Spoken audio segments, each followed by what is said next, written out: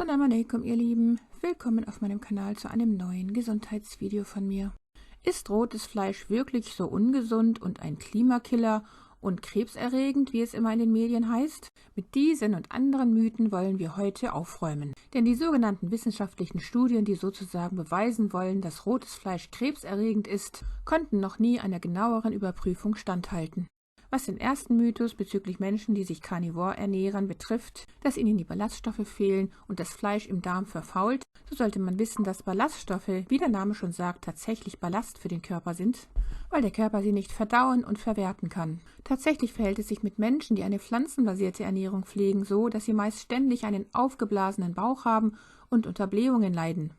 Denn pflanzliche Lebensmittel enthalten unterschiedliche Mengen an Antinährstoffen, die den Darm nicht nur reizen und schädigen können, sondern auch zu unterschiedlichen Krankheiten führen können, wie zu einem Leaky Gut. Dazu gehören zum Beispiel Lektine, Saponine, Gluten, Oxalate, Solanin, Tannine, Isoflavone, Phytate, Nitrile, Phytoekdisone, Enzyminhibitoren, Mykotoxine, also Schimmelpilze, die oft in Nüssen, Samen, Hülsenfrüchten und Getreide vorkommen, endokrine Disruptoren, dann cyanogene Glykoside und viele andere leicht giftige Stoffe, die die Pflanzen als Fraßschutz bilden.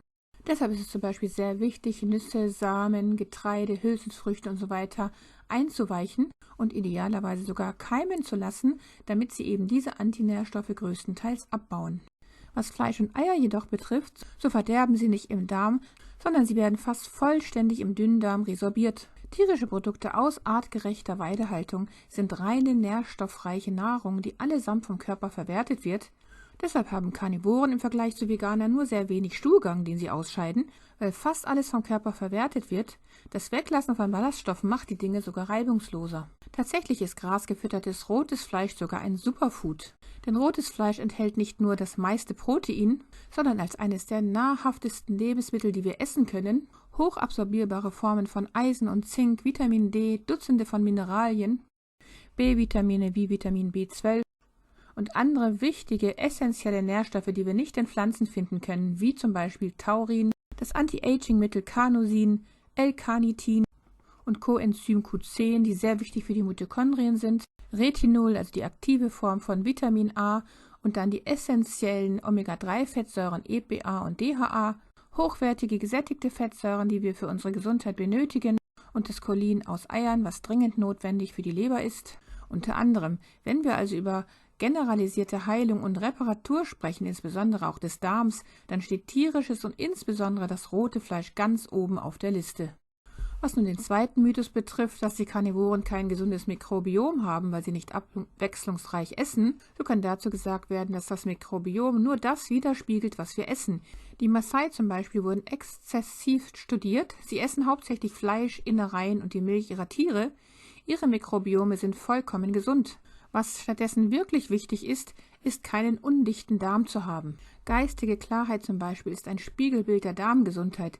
Es gibt viele Beweise dafür, dass der Verzehr von Fleisch, viel Fett, für die eigentliche Gehirnchemie von Vorteil ist.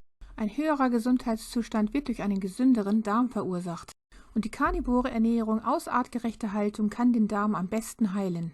Die konzentrierten Proteine und das L-Carnitin zum Beispiel sind für die Heilung und Reparatur unseres Gewebes im Darm unerlässlich. Das Carnosin zum Beispiel beseitigt die AGEs, also die fortgeschrittenen Glykationsendprodukte, die uns altern lassen.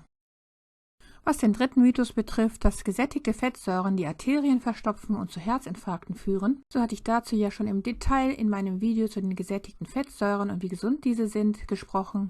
Das verlinke ich euch mal hier oben. Auch in meinem Video zur Cholesterinlüge hatte ich darüber gesprochen und in meinem Video zur Arteriosklerose und wie man diese wirklich heilen kann und wodurch diese überhaupt entsteht. Denn diese entsteht nicht durch die gesättigten Fettsäuren, die wir reichlich in tierischer Nahrung finden, sondern vielmehr durch die hohen Triglyceridwerte, die eben durch den reichlichen Konsum von Kohlenhydraten und Zucker entstehen.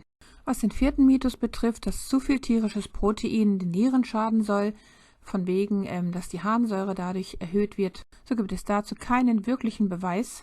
Tatsächlich ist es auch hier wieder der Zucker, also die Kohlenhydrate, die der Niere schaden, nicht die Proteine. Und ein Harnsäureanstieg entsteht ganz besonders durch Fructose. Wie wir hier sehen, geht er sogar runter durch die karnivore Ernährung. Und was den 5. Mythos betrifft, dass hohe Cholesterinwerte zu Herzkrankheiten und anderen Krankheiten führen, so wissen wir längst durch mein Video zur Cholesterinlüge, dass hohe LDL-Cholesterinwerte nichts Schlechtes sind. Im Gegenteil, wenn sie niedrig sind, dann besteht laut vieler authentischer Studien die Gefahr, dass man früher stirbt, dass man Krebs bekommt oder an Depression erkrankt.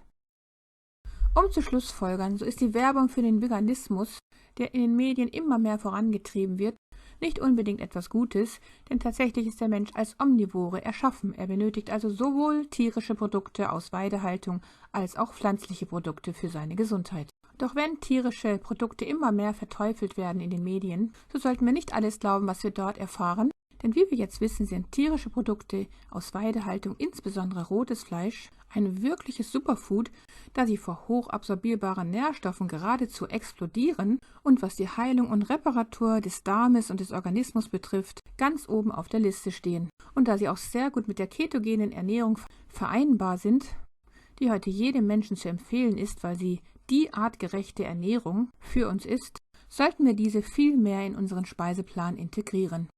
Bei dieser Gelegenheit möchte ich auch nochmal an die Gesundheit der Knochenbrühe erinnern, insbesondere die aus Lammknochen, denn im Lammfleisch und in den Knochen befindet sich die unglaublich gesunde Urotsäure, als auch das krebshemmende Amygdalin.